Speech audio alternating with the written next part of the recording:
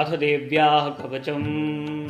ॐ अस्य श्रीचण्डीकवचस्य ब्रह्मा ऋषिः अनुष्टुप्छन्दः चामुण्डा देवता अङ्गन्यासोक्तमातरो बीजं दिग्बन्धदेवतास्तत्त्वं श्रीजगदम्बाप्रीत्यर्थे सप्तशतीपाठाङ्गत्वेन पाठे विनियोगः।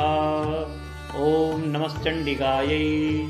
मार्कण्डेय उवाच। ॐ यद्गुह्यं परमं लोके सर्वरक्षाकरं नृणां यन्यकस्यचिदाख्यातं तन्मे ब्रूहि पितामह। ब्रह्मोवाच। अस्ति गुह्यतमं विप्र सर्वभूतोपकारकं देव्यास्तु कवचं पुण्यं तच्छृणुस्व महामुने। प्रथमं शैलपुत्री च द्वितीयं ब्रह्मचारिणी तृतीयं चन्द्रघण्टेति कूष्माण्डेति चतुर्थकं पञ्चमं स्कन्दमातेति षष्ठं कात्यायनीति च सप्तमं कालरात्रीति महागौरीति चाष्टमम्। नवमं सिद्धिदात्री च नवदुर्गाः प्रकीर्तिताः। उत्कान्येतानि नामानि ब्रह्मणैव महात्मना। अग्निना दह्यमानस्तु शत्रुमध्ये गतोरणे विषमे दुर्गमे चैव भयार्ताः शरणं गताः। न तेषां जायते किञ्चित् अशुभं रणसङ्कटे नापदं तस्य पश्यामि शोकदुःखभयं न हि। यैस्तु भक्त्या स्मृता नूनं तेषां वृद्धिप्रजायते। ये त्वां स्मरन्ति देवेशि रक्षसे तान्न संशयः।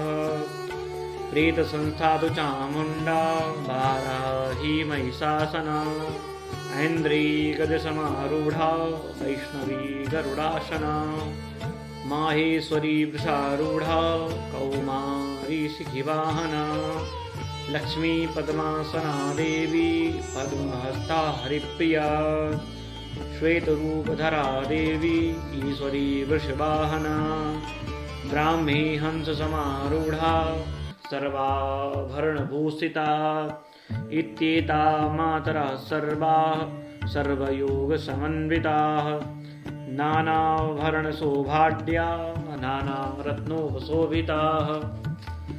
दृश्यन्ते रथमारूढा देव्यः क्रोधशमाकुलाः शङ्खं चक्रं गदां शक्तिं हलं च मुसलायुधं खेटकं तोमरं चैव परशुं पाशमेव च कुन्तायुधं त्रिशूलं च सारङ्गमायुधमुत्तमम् दैत्यानां देहनाशाय भक्तानां भयाय च धारयन्त्यायुधानित्थं देवानां च हिताय वै।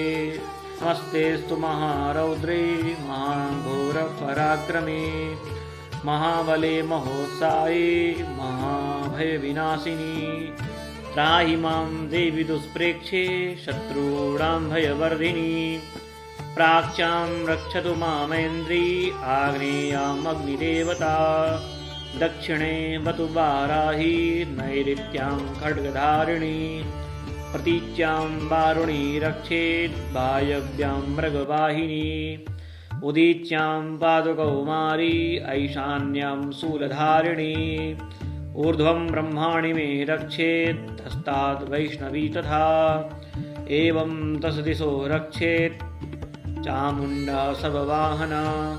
जया मे चाग्रदा पातु विजया पातु पृष्ठतः अजिता वामपार्श्वे तु दक्षिणे चापराजिता शिखामुद्योतिनी रक्षेत् उमा मूर्ध्नि व्यवस्थिता मालाधरी ललाटे च भ्रुवौ रक्षेत् यशस्विनी त्रिनेत्रा च भ्रुर्मध्ये यमघण्टा च नासिके शङ्खिनी चक्षुषोर्मध्ये स्तोत्रयोर्द्वारवासिनी कपोलौ कालिका रक्षेत् कर्णमूले तु शाङ्करी नासिकायां सुगन्धा च उत्तरोष्ठे च चर्चिका अधरे चामृतकला जिह्वायां च सरस्वती दन्तान् रक्षतु कौमारी कण्ठदेशे तु चण्डिका घण्टिकां चित्रघण्टा च महामाया च तालुके कामाक्षी चिबुकं रक्षेत् वाचं मे सर्वमङ्गला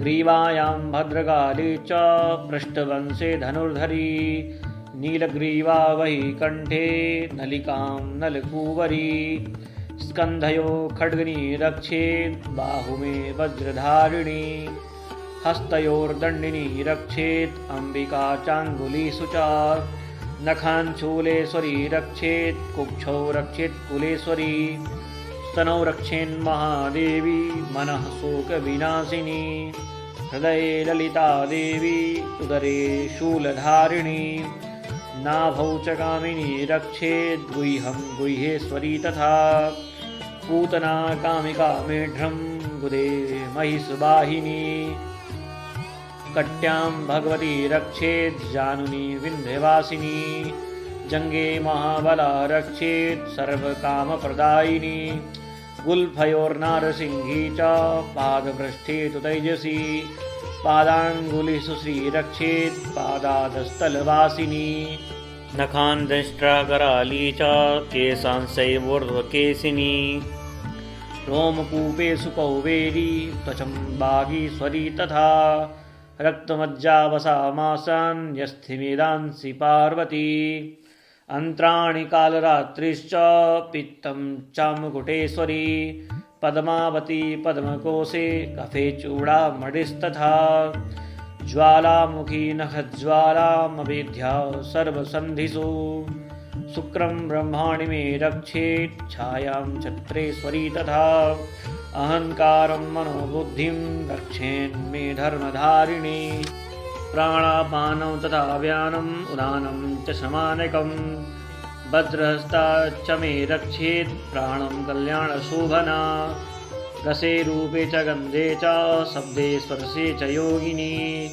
सत्त्वं रजस्तमश्चैव रक्षेन्नारायणी सदा आयु रक्षतु वाराही धर्मं रक्षतु वैष्णवी यशः कीर्तिं च लक्ष्मीं च धनं विद्यां च चक्रिणी गोत्रमिन्द्राणि मे रक्षेत् पशून् मे रक्ष चण्डिके पुत्रान् लक्षेन्महालक्ष्मी भार्यां रक्षतु भैरवी पन्थानं सुपदा रक्षेन्मार्गं क्षेमकरी तथा राजद्वारे महालक्ष्मीर्विजया सर्वथा स्थिता रक्षाहीनं तु यतस्थानं वर्जितं कवचेन तु तत्सर्वं रक्ष मे देवी जयन्ती पापनाशिनी पदमेकं न गच्छेत्तु यदीच्छेत् शुभमात्मना कवचेनावृतो नित्यं यत्र यत्रैव गच्छति तत्र तत्रार्थलाभश्च विजयः सर्वकामिका यं यं चिन्तयते कामं तं तं प्राप्नोति निश्चितं परमैश्वर्यमतुलं प्राप्स्यते भूतले पुमान् निर्भयो जायते मर्त्या सङ्ग्रामेष्वपराजितः त्रैलोक्ये भवेत् पूज्य कवचेन प्रतापुमान् इदं तु देव्या कवचं देवानामपि दुर्लभं यः पठेत् प्रयतो नित्यं त्रिसन्ध्यं श्रद्धयान्वितः दैवी कला भवेत् तस्य त्रैलोक्येष्वपराजितः जीवेत् वर्षशतं साङ्ग्रमपमृत्युविवर्जितः नश्यन्ति व्याधयः सर्वे लूता विस्फोटकादयः स्थावरं जङ्गमं चैव कृत्रिमं चापि यद्विषम् अविचाराणि सर्वाणि मन्त्रयन्त्राणि भूतले भूचराः केचराश्चैव जलजाश्चोपदेशिकाः सहजा कुलजा माला ढाकिनी शाकिनी तथा अन्तरिक्षचरा घोरा डाकिन्यश्च महाबलाः ग्रहभूतपिशाचाश्च यक्षगन्धर्वराक्षसाः ब्रह्मराक्षसवेतालाः कूष्माण्डाभैर्वादयः नश्यन्ति दर्शनात्तस्य कवचे हृदि संस्थिते मनोन्नतिर्भवेद्राज्यस्तेजो वृद्धिकरं परम् यस्सा वर्धते सोऽपि कीर्तिमण्डित भूतले जपेत सप्तशतीं चण्डीं कृत्वा तु कवचं पुरा यावद् भूमण्डलं धत्ते शैलवनकाननं तावत् तिष्ठति मेदिन्यां सन्ततिः पुत्रपौत्रिकी देहान्ते परमं स्थानं यत्सुरैरपि दुर्लभं प्राप्नोति पुरुषो नित्यं महामाया प्रसादतः लभते परमं रूपं शिवेन सह मोदते। ॐ देव्याः कवचम्। अथ अर्गलास्तोत्रम्। ॐ अस्य श्री अर्गलास्तोत्रमन्त्रस्य विष्णुर्ऋषिः अनुष्टुप् छन्दः श्रीमहालक्ष्मीर्देवता श्रीजगदम्बा प्रीतये सप्तशती पाठाङ्गत्वेन पाठे विनियोगः। ॐ नमश्चण्डिकायै। मार्कण्डेय उवाच ॐ जयन्ती मङ्गला काली भद्रकाली कपालिनी दुर्गा क्षमा शिवा धात्री स्वाहा स्वधा नमोऽस्तु ते। जय त्वं देवी चामुण्डे जय भूतार्तिहारिणी जय सर्वगते देवी कालरात्रि नमोऽस्तु ते। मधुकैटभविद्रावी विधात्री वरदे नमः।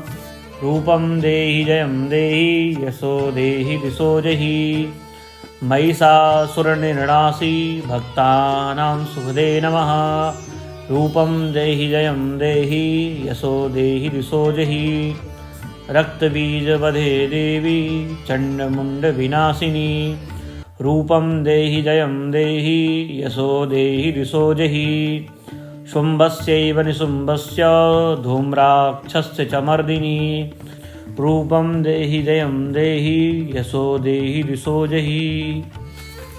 वन्दिताङ्घ्रियुगे देवी सर्वसौभाग्यदायिनी रूपं देहि जयं देहि यशो देहि दिशो जहि। अचिन्तरूपचरिते सर्वशत्रुविनाशिनी रूपं देहि जयं देहि यशो देहि दिशो जहि। न तेभ्यः सर्वदा भक्त्या चण्डिके दुरितापहे रूपं देहि जयं देहि यशो देहि दिशो जहि। स्तुवद्भ्यो भक्तिपूर्वं त्वां चण्डिके व्याधिनाशिनी रूपं देहि जयं देहि यशो देहि दिशो जहि। चण्डिके सततं ये त्वामर्चन्तीह भक्तिदा रूपं देहि जयं देहि यशो देहि दिशो जहि। देहि सौभाग्यमारोग्यं देहि मे परमं सुखं रूपं देहि जयं देहि यशो देहि दिशो जहि। विदेहि दुष्टां नाशं विदेहि बलमुच्चये रूपं देहि जयं देहि यशो देहि दिशो जहि। विदेहि देवि कल्याणं विदेहि परमाश्रियं रूपं देहि जयं देहि यशो देहि दिशो जहि। सुरासुरशिरोरत्न निघ्रष्टचरणेऽम्बिके रूपं देहि जयं देहि यशो देहि दिशो जहि। विद्यावन्तं यशस्वन्तं लक्ष्मीवन्तं जनं कुरु रूपं देहि जयं देहि यशो देहि दिशो जहि। प्रचण्डदैत्यदर्पग्ने चण्डिके प्रणताय मे रूपं देहि जयं देहि यशो देहि दिशो जहि। चतुर्भुजे चतुर्वक्त्र संस्तुते परमेश्वरी रूपं देहि जयं देहि यशो देहि दिशो जहि। कृष्णेन संस्तुते देवी सस्वद्भक्त्या सदाम्बिके रूपं देहि जयं देहि यशो देहि दिशो जहि। हिमाचलसुतानाथ संस्तुते परमेश्वरी रूपं देहि जयं देहि यशो देहि दिशो जहि। इन्द्राणीपतिसद्भाव पूजिते परमेश्वरी रूपं देहि जयं देहि यशो देहि दिशो जहि। देवी प्रचण्डदौर्दण्ड दैत्यदर्पविनाशिनी रूपं देहि जयं देहि यशो देहि दिशो जहि।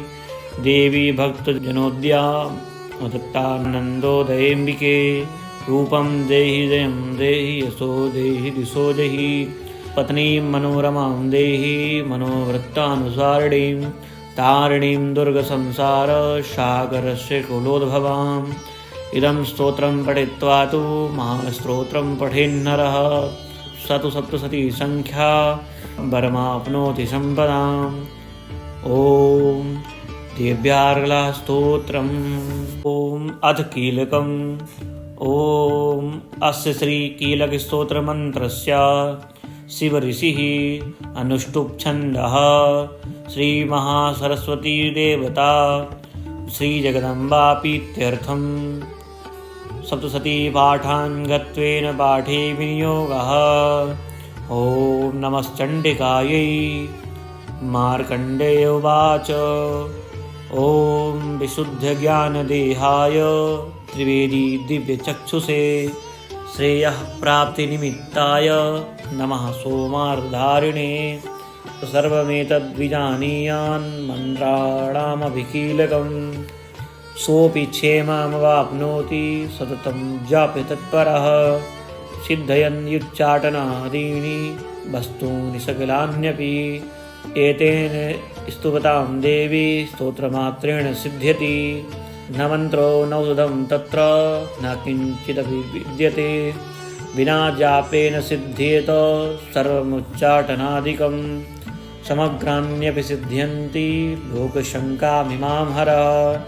कृत्वा निमन्त्रयामाश सर्वमेवमिदं शुभम्। स्तोत्रं वै चण्डिकायास्तु तच्च गुप्तं चकारशः। समाप्तिर्न पुण्यश्च तां यथा वन्नियन्त्रणाम्। सोऽपि क्षेममवाप्नोति सर्वमेवं न संशयः। कृष्णायां वा चतुर्दश्याम् अष्टाम्यां वा समाहितः। ददाति प्रतिगृह्णाति नान्यथैषा प्रसीदति। इत्थं रूपेण कीलेन महादेवेन कीलितम्। यो निष्कीलां विधायैनां नित्यं जपति संस्फुटं। ससिद्धः सगणासोऽपि गन्धर्वो जायते नरः। न चैवाप्यतस्य भयं क्वापि ह जायते। नापमृत्युवशं याति मृतो मोक्षमवाप्नुयात्। ज्ञात्वा प्रारभ्य कुर्वीत न कुर्वाणो विनश्यति। ततो ज्ञात्वैव सम्पन्नमिदं प्रारभ्यते बुधै। सौभाग्यादि च यत्किञ्चित् दृश्यते ललनाजने। तत्सर्वं तत्प्रसादेन तेन जाप्यमिदं शुभम्। शनैस्तु जप्यमानेऽस्मिन् स्तोत्रे सम्पत्तिरुच्यते। भवत्येव समग्रापि तथा प्रारभ्यमेव तत्। ऐश्वर्यं यत्प्रसादेन सौभाग्यारोग्यसम्पदः। शत्रुहानिपरो मोक्षः स्तूयते सा न किं जनैः। ॐ देव्या कीलकस्तोत्रम्।